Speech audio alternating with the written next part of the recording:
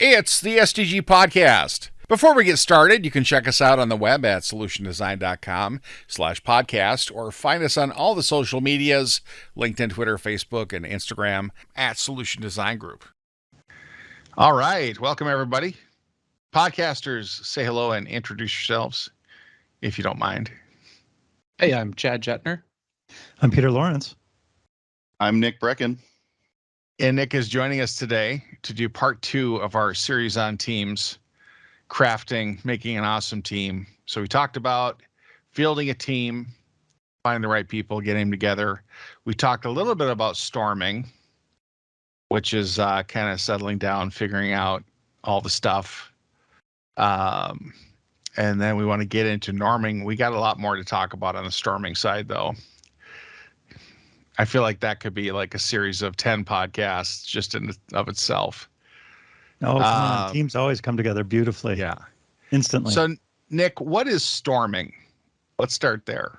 Oh, boy. I'm not a formal student of said, forming, storming, norming. I'm not even entirely sure how they all come together because at the end of the day, we're all just trying to kind of, I think, funnel down or I don't know, drive toward some sort of, efficiency and happiness as we build and produce some pretty cool stuff together.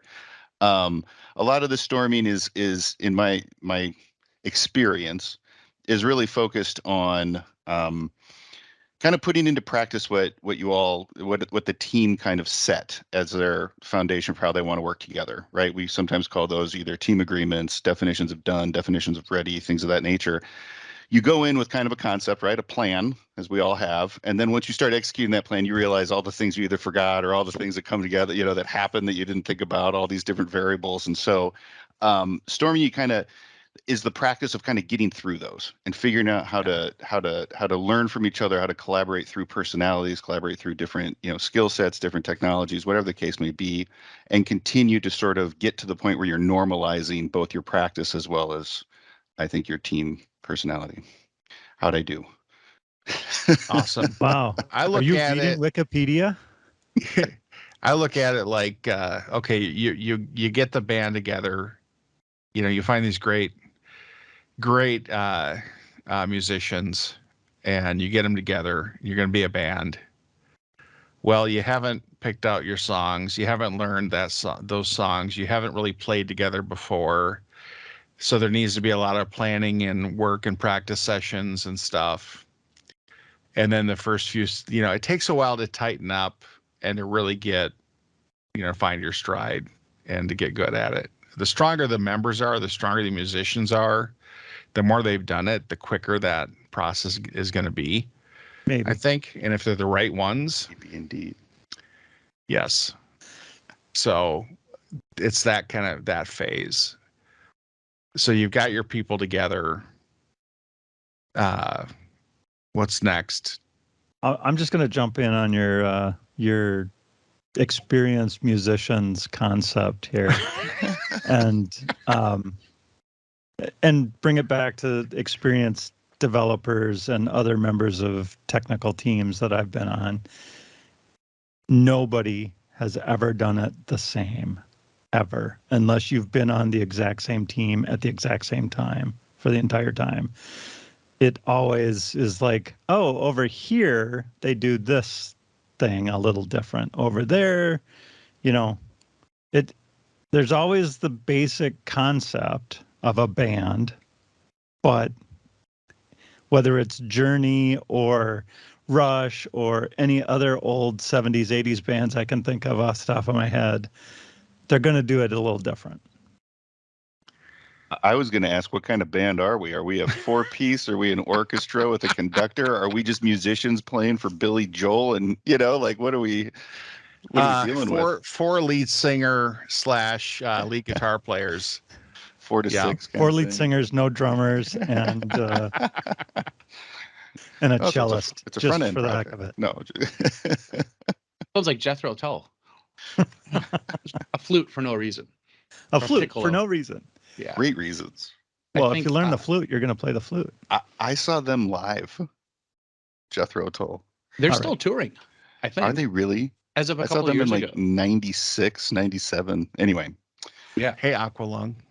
yeah, he couldn't hit his notes. He was frustrated. It was a weird experience. Anyway, yeah. So I don't know, Kyle. You get the band together. You're feeling each other out. You're figuring out kind of what's working and more importantly, what isn't.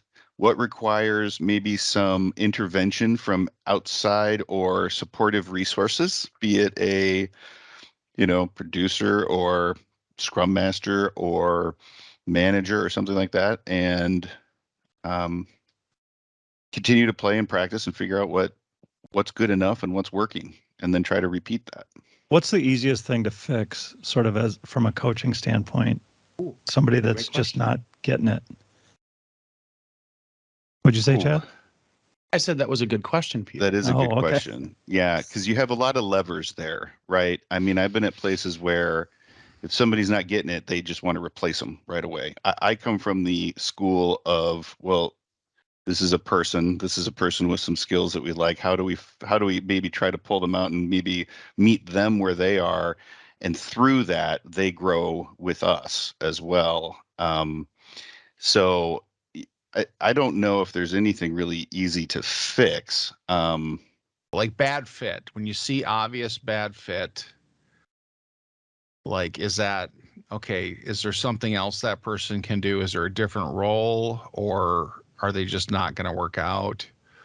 Um, Well, I I don't think know how you tell yeah. that right away. Yeah, I guess what I'm saying is no matter what, I'm always trying to take at it from the perspective of what's best for the team, not necessarily Right. the individual.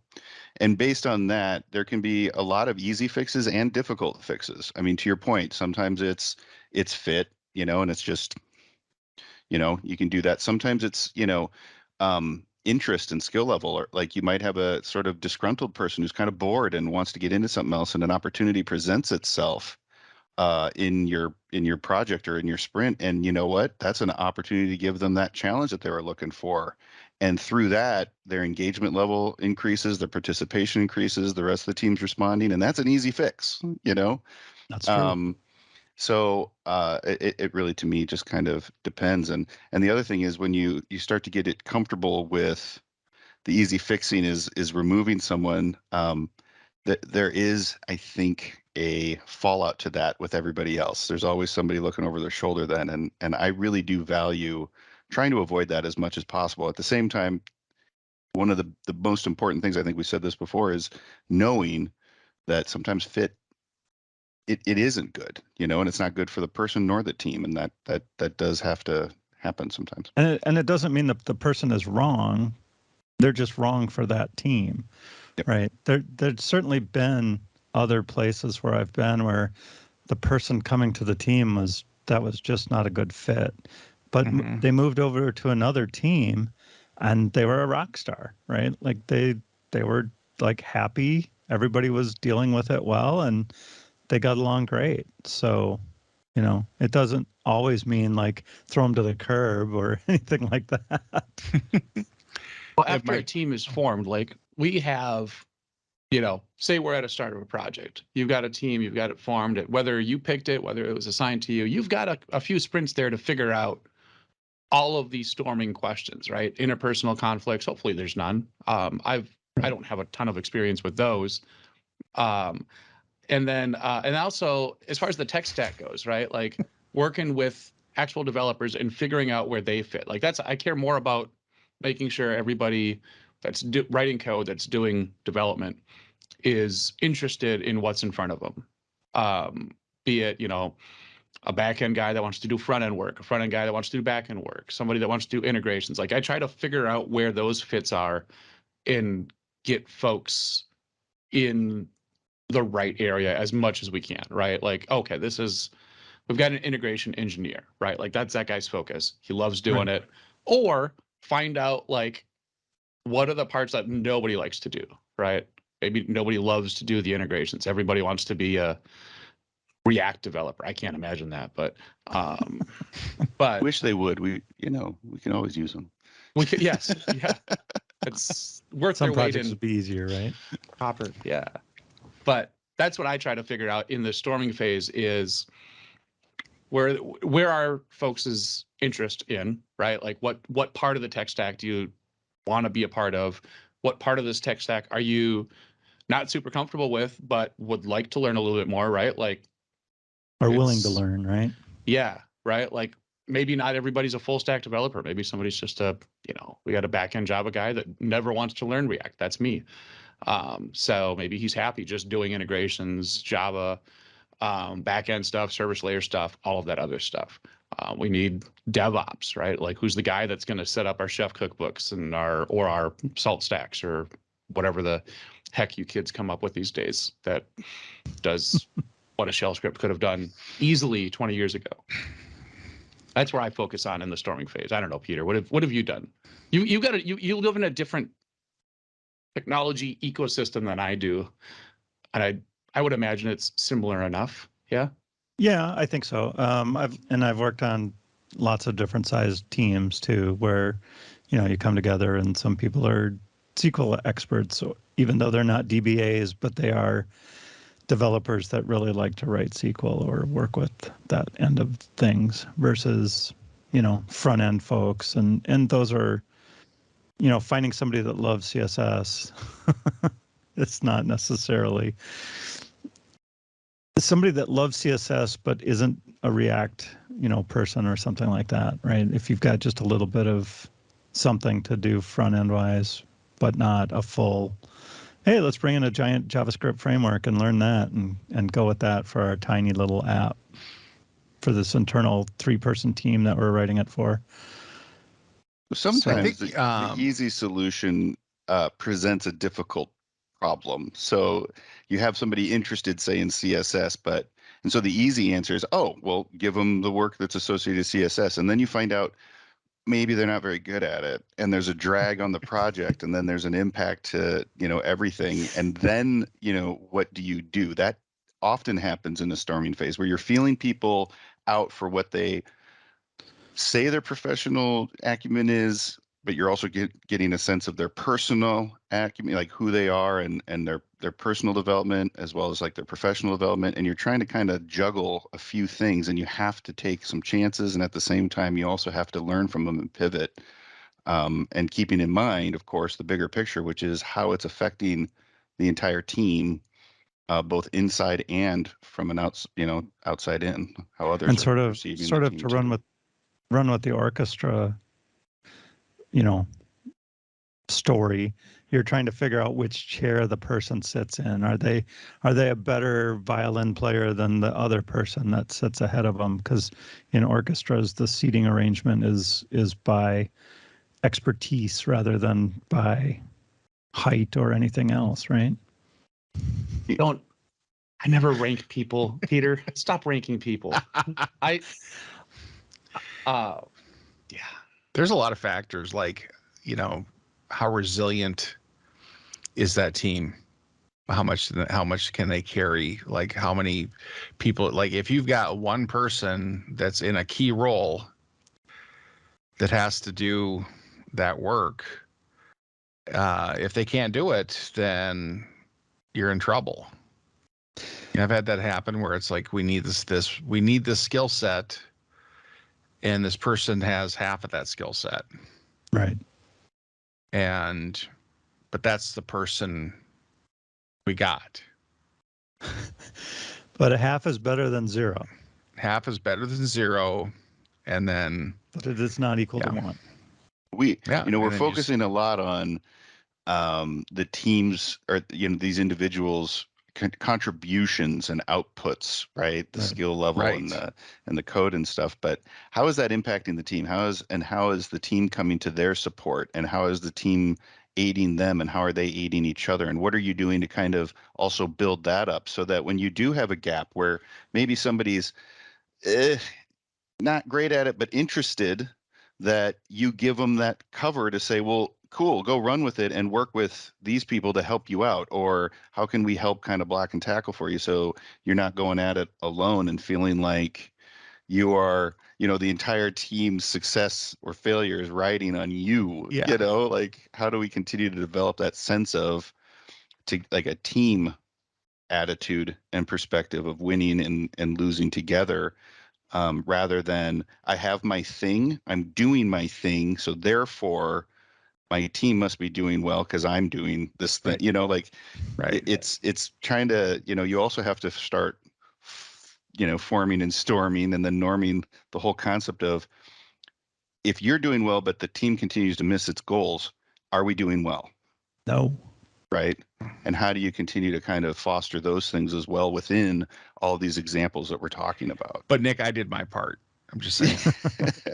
Right. Well, and to go back to the rock band thing, if you have 5 guitar soloists soloing all at the same time, what song are they playing? While my guitar gently weeps. I mean, we watched Hey, that at the Rock and Roll Hall of Fame like 7 years ago. It went well. but they didn't all play at the same time. Some of them were playing some rhythm guitar in the background, right? When Prince stepped up, Well, it wasn't like 5 other people shoved him aside and took their turns, right? well, maybe this song called for that, but maybe a different way to look at it is, drummer killing it, totally nailing it. Guitarist nailing it. Singer on point. Bassist not even on the floor. We don't even know where the bass is, and so it's sounding a little trebly. We don't know what's going on. Nobody has cared to look. Do we have a bassist there? He's still at the snack table. Right. Did anybody notice that wasn't happening? Because clearly it's not, something's off. That's more, I think, like what I guess what I'm talking about is something's missing, therefore the whole is definitely suffering because of it. So Nick, for your experience, is it mostly a skill set gap, or is it more often a personality problem or team cohesion problem rather than a skill set problem? I usually find that it's team cohesion that is the hardest thing to develop and maintain. So that's the hard coaching. I think so. I want to ask for a hard example, but I don't think we can do that. Like an actual concrete example of what that problem is. Yeah. Sometimes you can wrap it up in terms of, oh, sorry, go ahead, Peter. I think it goes back to our example where I'm doing my part. I did all my stuff. Why do you think that we're not succeeding as a team? I, me, my, all of those words are great, but they have nothing to do with team. Yeah, and I think we get into some of my experience has been in that vein, that same vein. It's not necessarily that these people, that the team member is being selfish. It's that they're only looking at instruction. They're not actually thinking about why or the context of not just the work item that they're on, but also how come we're saying all this stuff about being a team? Why are we working in, a lot of times I see things like, oh, we're doing Scrum, we're agile. Well, no, agile is like a mindset approach to something that you can use Scrum to kind of, I guess break it into a format that at least has some start and stops as a way to kind of check in and write a book. And sure. And continue to write books. And but at the end of the day, the spirit of why we're doing it this way and growing that spirit of team is the same thing. Like we have to get comfortable and there is a vulnerability that has to take hold of, being okay asking for help.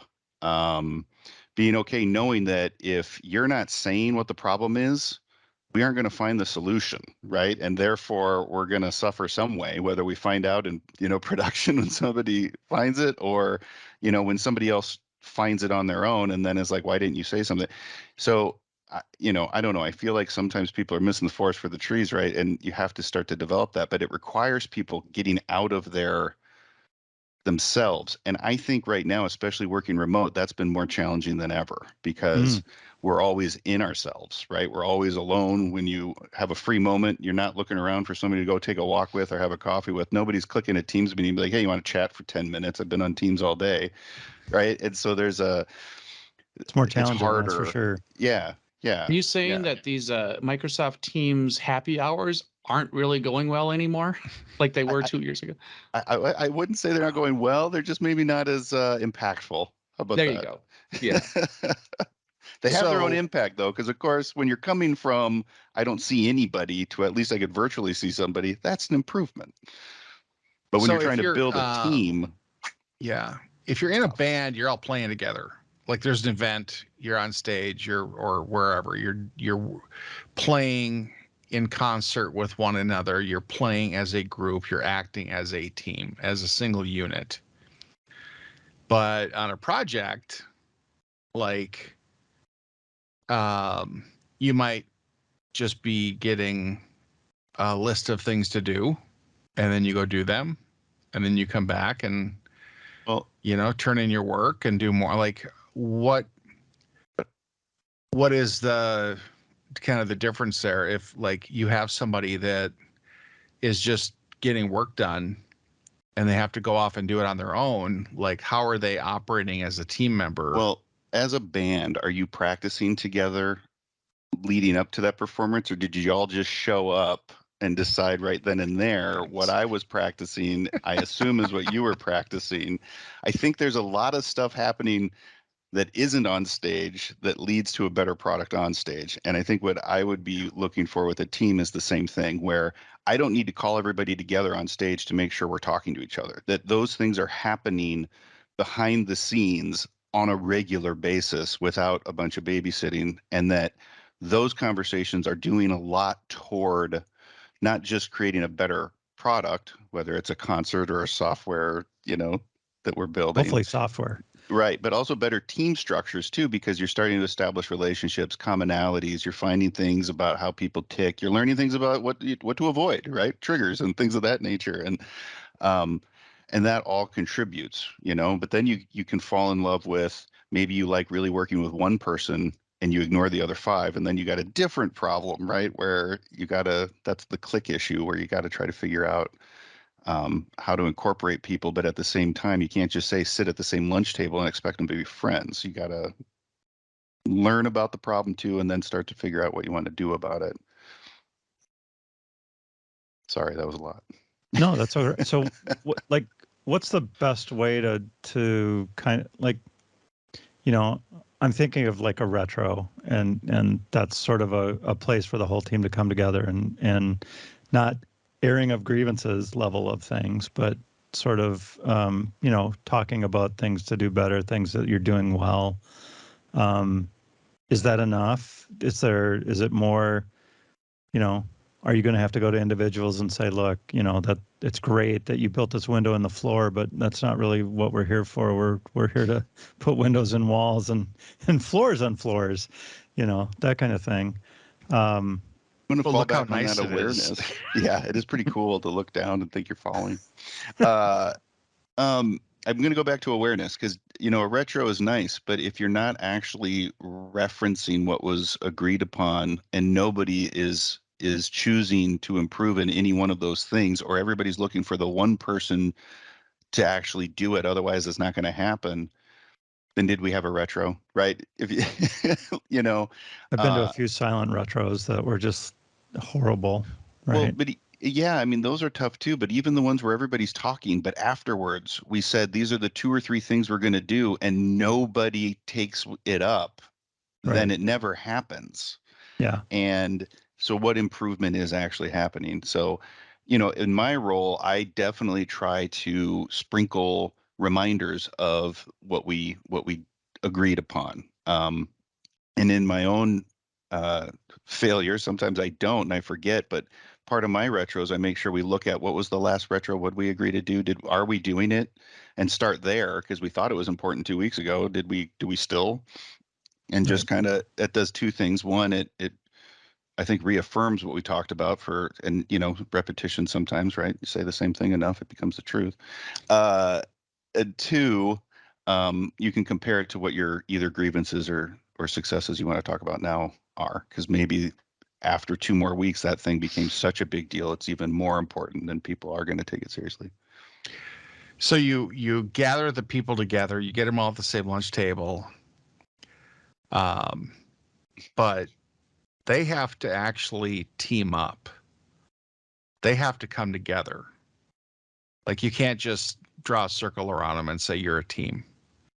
Like they have to connect and communicate with each other and kind of figure it out, on their own, partly. you can't, like, unless you're the military and you're going to break people down to nothing and then give them like instructions for everything they do. No, it has to kind of be a self-forming team and has some self-storming involved. It can't just be like the outside person. They have to figure it out together. Like, how do you work together? How do you play together? Because it's like, I have people that will spend hours trying to figure something out. And it's like, Days. That's like, where facilitation can come into handy. Yeah. Sometimes it's, based on, okay, this group is our back end development team and we have a back end problem. So at least there's something we can surround ourselves with and anchor ourselves to. Sometimes it's everybody's looking at the other person to start it off, and you need somebody to help with that. I certainly have no problem falling on my face in front of people to make them feel comfortable, as well as maybe feeling like, oh, I guess I could volunteer what I think here because it's clearly more intelligent than that guy, But if I'm not around, how do you create that sense of things? And I think with anything, it's chicken or the egg. Is the first time they met each other is to solve this problem and they don't know anything else? Or have you had a chance to kind of introduce each other, learn a little bit about each other? Is there some sense of maybe not who's in charge, but who's most likely to start out? If so on and so forth. And as you're in it, if people are letting one person talk, is there somebody there who's willing to say, hey, Peter, do you have something to offer? I do. Something like that. Yeah. The one thing that Nick's said that resonated is there has to be somebody sprinkling in something. There has to be an instigator. There has to be a voice. There has to be somebody that's even like aware of the fact that folks aren't talking to each other about cross-cutting concerns, right? Like, I keep grounding it in, software technology product teams, and making sure that, hey man, if there's a guy working on a React problem up here, and there's a guy working on an endpoint over here that's going to service those, like if those two guys aren't talking, you're gonna have a bad product, right? Like, and if they don't, it takes a little bit of leadership, and leadership that is contextually aware of what's actually happening across the entire stack to say, here's this guy, here's that guy. I don't want to make a caricature out of people and say like, oh, they don't like each other, so I'm going to put different people in those roles, right? Like, you'll figure out what groups work together and what groups don't, and what context matters for what role individuals are helping with on a project.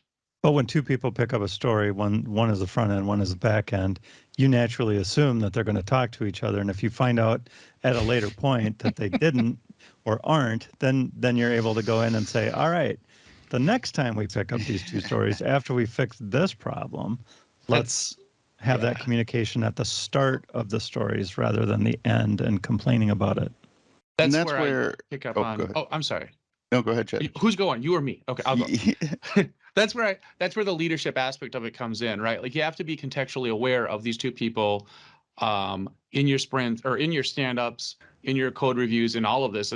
If you are aware of everything that's going on under the covers there, like, you should be able to tell that. You should be able to answer that question relatively quickly without having to wait for a retro or a end of sprint event, right? Any of the ceremonies, right?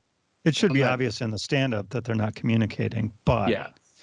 Well, and on that note, I think one of the things, besides awareness, which can be hard to pull yourself out of what you're doing to think about a bigger picture, somebody is probably trying to do that and provide that awareness. And if they aren't, the other thing is resonating with people. Like, if I'm going back to, we've got two guitar players in this band. They're both playing and practicing on a regular basis, but not together.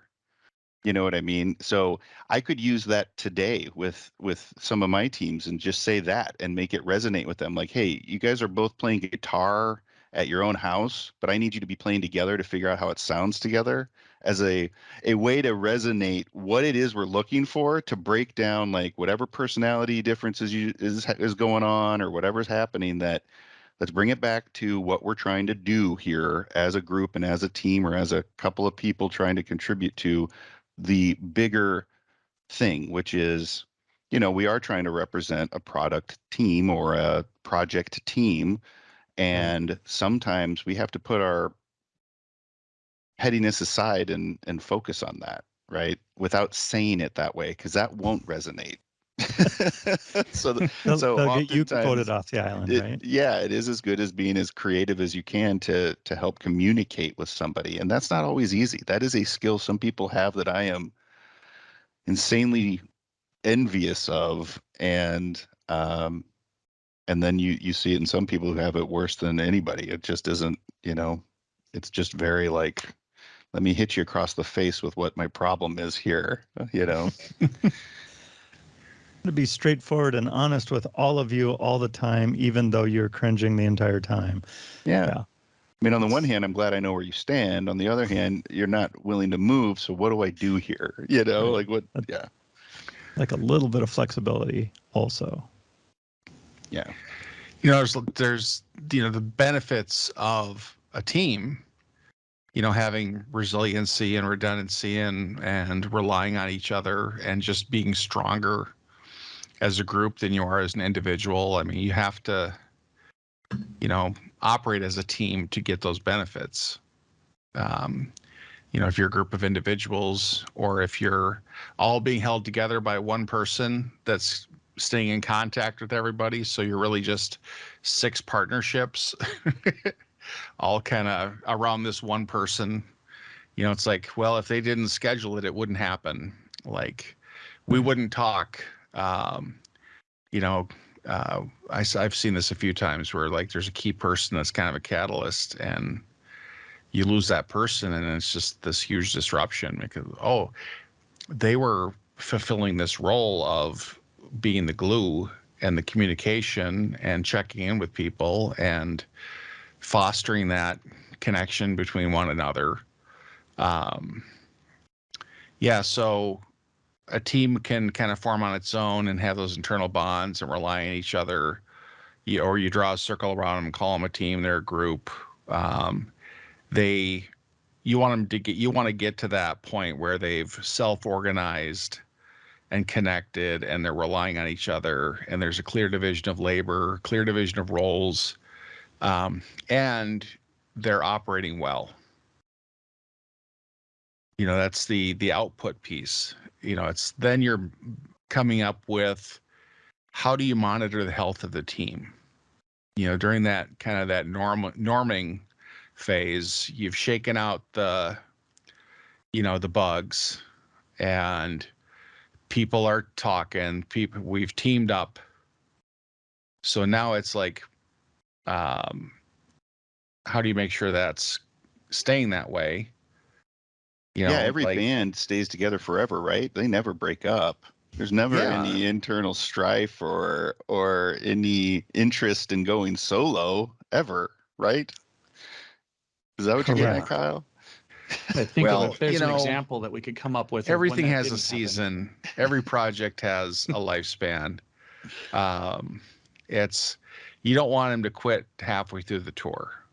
Yeah. The easiest measure is obviously, are you achieving your outcomes and your, project goals and all that stuff. But usually that is not an indicator of how well the team is performing together necessarily. Sometimes that's just, and sometimes a team doesn't have to like each other to perform well together.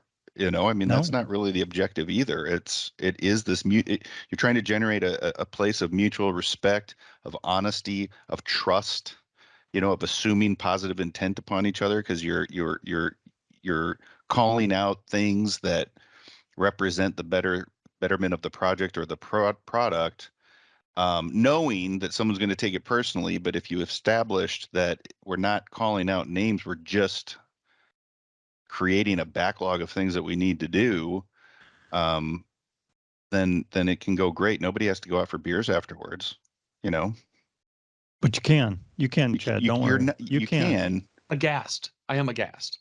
You can. Okay. I will always come back to working software is the primary measure of progress. I feel like that's written down somewhere. So as we're, is that the Scrum guide? No way. Yeah. No. It was, but how do you know that you have working software? You've got a well-formed team and you've got metrics around that. Like, to answer Kyle's question, I mean, we have an infinite amount of metrics right now these days to measure the progress of a product team, right? Like, we can say, in a given sprint, here's a velocity to each developer. Here's how well we estimate. We've got metrics around estimation. We've got metrics around defects that, we have to go back and work towards. And we can all agree on, code coverage and all these insane amount of details that matter to some people. But it still comes back to working software is the primary measure of progress on a software team. And it would be great if also at the same time, everybody talked and liked each other. You'll get a lot more done that way. That's for sure. I think so. I mean, that's, yeah. Having a team that's just full of animosity towards each other might get something done in the case of fighting a fire, but once that fire's out, they're all going to hate each other still. And the common enemy, brings people together. But but it doesn't last for a long time, right? You can't fight fires 24/7, 365, right? That gets pretty old too, and you're going to start separating to get away from the fire if that's all that's happening in that team. Well, I think there's always, as you're monitoring things and you're like, okay, I think we could be doing better. Like we're things are sliding, things are dropping, or the quality or whatever. Like there's that. How well is this really turning out how we wanted it to be, or is it like what do you do in that case where we're doing it, we're just not doing it great, we're not like this, I feel like this could be better, we've done this on other projects and it's really gone better than this. How do you fine tune it? Okay, sometimes we're looking for trouble where there isn't any. And oh, thank God. God bless you, Nick. And whenever I'm thinking about that question, because it does pop in my head, I usually ask myself first, well, what are we doing well? And is this me? So I don't know. That was my first thought. Well, I that's just it. Like your own self-critique. You might be doing something you're not happy with, but the customer loves it, and everybody and actually it is not bad. It's pretty good. And it's definitely going to work. But cause I think I could have done, well, if only we did this, and you can get a little caught up in perfectionism. So I think, you're right. Is this really a problem? Is it just my perception? What is the owner think of it? What is the stakeholders? How do you define that? How do you know when you're really just in your own head and there's really not a problem? You see something at first glance, like a couple people are arguing about something and you're like, well, that's a problem. They don't get along. This is bad for the team. And it's like, well, no, they had a short disagreement about one little thing and it didn't really matter, and you were just walking by and overreacted to it. Didn't come to blows this time. Yeah. So basically, how do you not micromanage? Chad, you seem like you wanted to say something here. No, I mean, I do. I don't necessarily micromanage. I don't write every line of code, but if you're in a leadership role on a team and you don't have the context that each team member has, you're not going to be all that successful, right? You should be able to define a little bit of each person's context, right? And I think that's kind of what we're talking about a little bit, is being able to identify, all right, where's this guy coming from? Where's this guy coming from? And how am I going to be able to, as a leader, make this work? Right. I think what you're referencing to, Kyle, is some of those,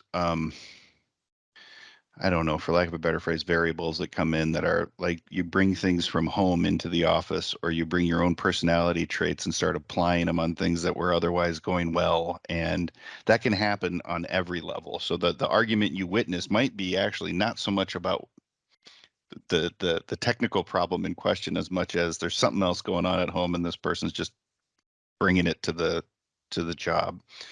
And those are important because they can impact and kill progress, both as a team forming and, you know, norming and all that stuff, but also just like relationships and you know, it can create those little mini traumas, if you will, that can require some time to kind of resolve. So It's I still don't know. humans doing it. Yeah, that's right. Yeah, that's right. And yeah, so I think my answer before is this me? You know, I don't know, right? Like all the greatest movies and greatest songs and greatest pieces of art, I don't know that the artist necessarily went out thinking this is going to be the best and, you know, everybody's going to love it. Usually everybody's surprised by it. And I think with software, it's not that much different, where you built something that maybe it didn't come to your vision, but by golly, it is beloved by its user community, and you're just not comfortable with that. Some of that is your own personality, you know, affliction, and some of it is I don't know. Sometimes it is good enough, even if you think it could be better. You spent the previous night watching a basketball game where your home team gave up two 26-point leads in one of the few playoff games that they've been in. And you come into a meeting the next morning a little salty. Hey, maybe be aware that you've got a basketball fan on your team, and his team has been miraculously horrible and just outdid every expectation that you had of how poorly they can perform in a game. And I think that's because they forgot which state they live in and how the teams from that state are miraculously capable of pulling defeat from the jaws of success. Well, I think that awareness of, you know, you've got team members and the health of each member of the team, which is directly going to affect their ability to perform, like kind of staying in tune with that. Because sometimes all it takes is just knowing that that person's team lost and they're probably going to be salty, and just knowing to give them space. So rub it in. The ability to know each other pretty well and kind of know what's going on. I've had projects where like people had serious stuff going on outside of work, and it was really bad for the project. Did not help. No, but we had to adjust, and we got through it. But it was, you know, a lot of people carrying extra stuff. But that can also lead to really strong teams. Yeah.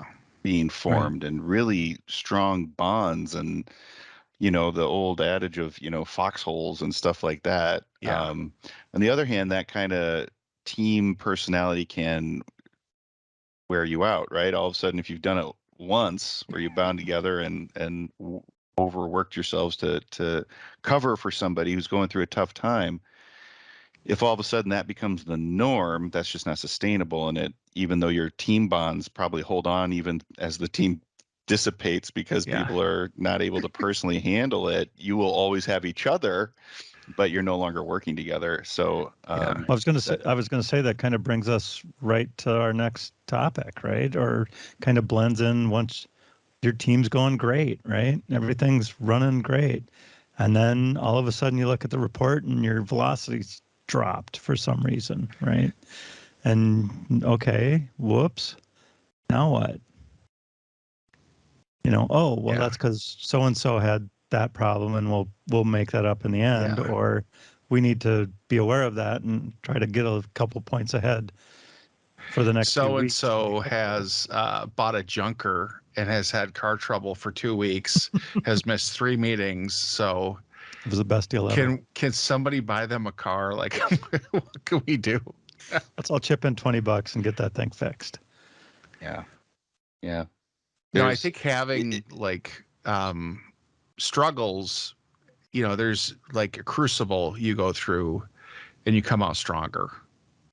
Like it takes a hammer and an anvil, and it takes that storming to get stronger.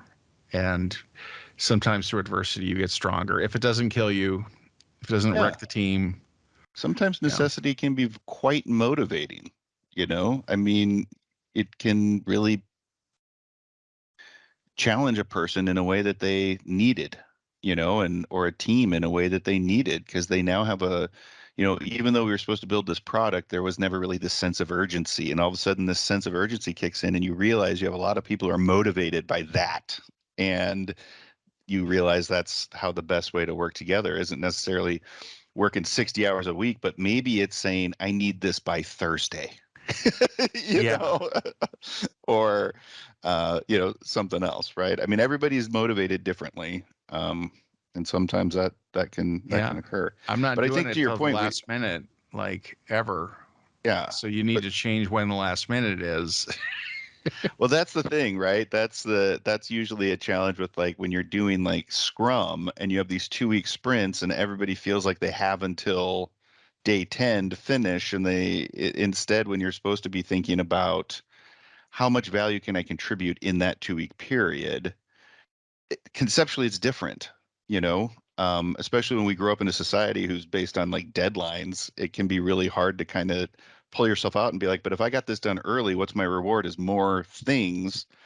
But if my mentality is I'm actually like building this big Lego set and I just need to finish this little thing, and by the end I'm going to have this awesome toy that's going to be super fun to play with, you'll want to get it done faster, but most people aren't thinking about the toy all the time. They're just thinking about their little instruction guide. And so how do you do that? And then once you start forming a team that can do that, what are the things that come in, whether it's a velocity thing, or we had some sort of tragic event, or somebody decided we're going to add to the team. Oh, this team's performing so well, let's put more people on it. Go even faster, get done even sooner. Right. What happens then? So there's a lot of things that can derail a normed and performing team. Right. And take you right back into the beginning. And it's so simple, so easy to do. Doing it next week. Yeah, exactly. Yeah, and I do feel like all of us have been through that, where we were just, man, the sun was shining, the day was beautiful, Yeah. everything was going along, the music was playing, my favorite song on the radio, and then we hit a tree, and all that came to a crashing halt. Check engine light started blaring. Yeah. Then the internet dropped and my package was lost. Yes. And our license got like just disappeared for something, and all the workflows crashed. Cause that's my Wednesday, Thursday, and Friday. Like that, it happens. Everything was going so well until something went horribly wrong. Absolutely. Parting thoughts, Chad? You're a team lead right now. Yeah, it's a quote from Michael Scott, who quoted somebody else, but it was called Michael Scott. I don't think it was Michael Scott, but it was from The Office. Somebody said, to your point, Kyle, you never really realize that you're in the best of times, right? You only realize once they're over. No doubt. That's pretty deep. Yeah. And true. Grass is always greener until you get there, right? Yeah. All right. So our third installment will be going through the best of times, performing, trying to maintain them. Yes.